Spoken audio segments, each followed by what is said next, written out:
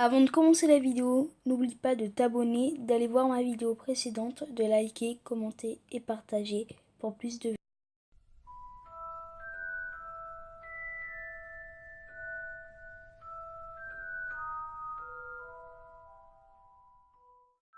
Et bonjour à tous, j'espère que vous allez bien. Moi en tout cas ça va super bien, c'est le Potter Gryffondor.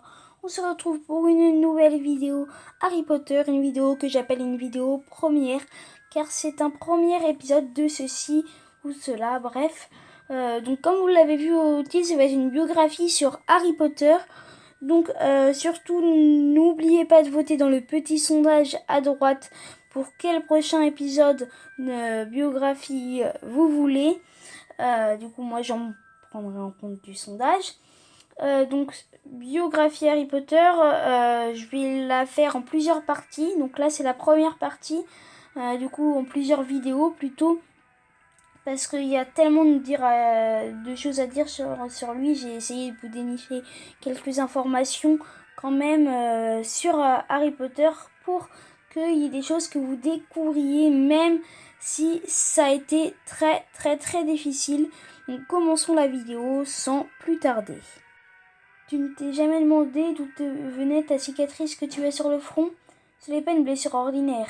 C'est la trace du mauvais sort qu'il a lancé contre toi, un mauvais sort si puissant qu'il a détruit tes parents et leur maison. Mais avec toi, ça n'a pas marché, et c'est pour cette raison que tu es célèbre.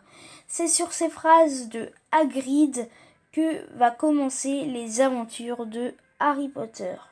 Donc Harry Potter est né le 31 juillet. Il porte le prénom de son arrière-grand-père. Oui, il s'appelait Harry Potter, son arrière-grand-père. On l'appelait Henry Potter, mais il s'appelait en vérité Harry Potter. Donc, il porte le prénom de son grand-père et de son père, Harry James Potter. Donc, la famille a un chat que Harry a failli tuer avec un cadeau que lui avait offert son parrain. Donc pendant ces 3 premiers mois, Harry vit avec ses parents à Godric Hollow, l'endroit où a grandi Dumbledore. Ses parents sont protégés par un sortilège de Fédélitas, car Peter Pettigrew, on va le voir apparaître que dans le 3e tome, donc avec Sirius Black et Remus Lupin. Donc Peter Pettigrew est leur gardien du secret. Au début c'était Sirius Black qui était leur gardien du secret, mais Sirius Black a voulu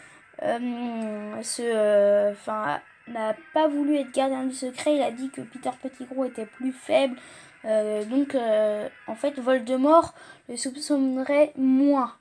Mais c'est une grosse gaffe car Peter Pettigrew est du côté de Voldemort. Donc il va trahir pour se ranger du côté de Voldemort. Du coup, Voldemort va retrouver les Potter grâce à Pettigrew et à la prophétie rapportée par Severus Rogue.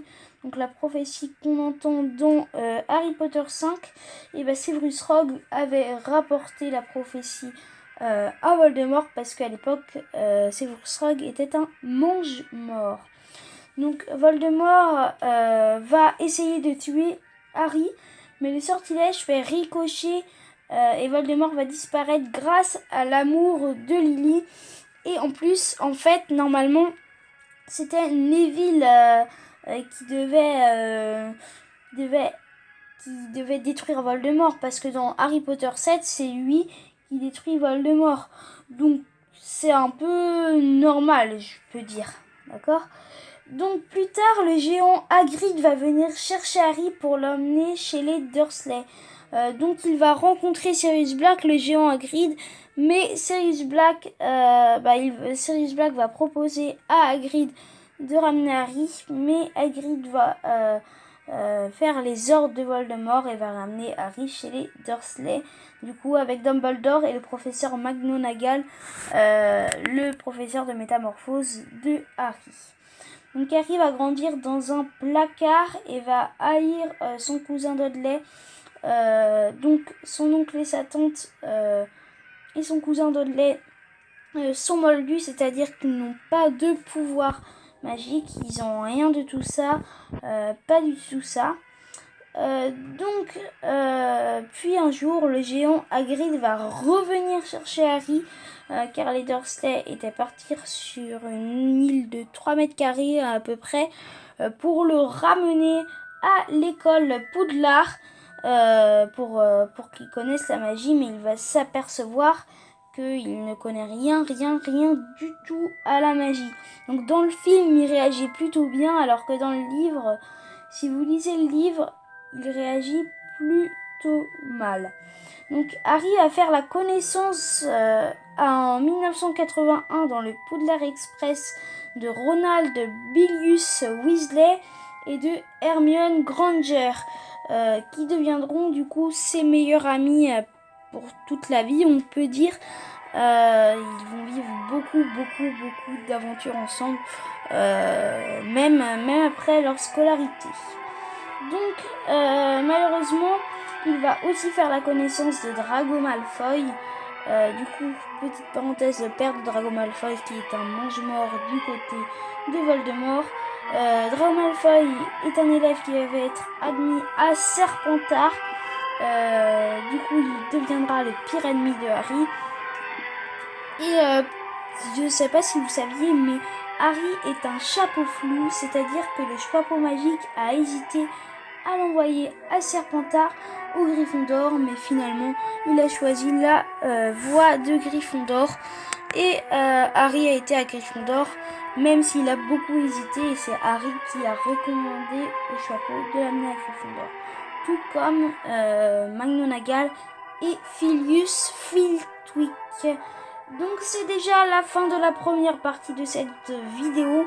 Donc là c'était tout ce qui concernait Harry Potter avant qu'il aille à Poudlard. Donc c'est 11 premières années, ou c'est 10 premières années on pourrait plutôt dire. Du coup dans ma prochaine vidéo Harry Potter, du coup Bio Harry, ça va concerner les 7 prochaines années que Harry va passer à l'école Poudlard du coup. N'oubliez pas de liker, de vous abonner, d'aller voir ma vidéo précédente, de voter dans le petit sondage à droite. Et moi je vous dis à plus tard pour une prochaine.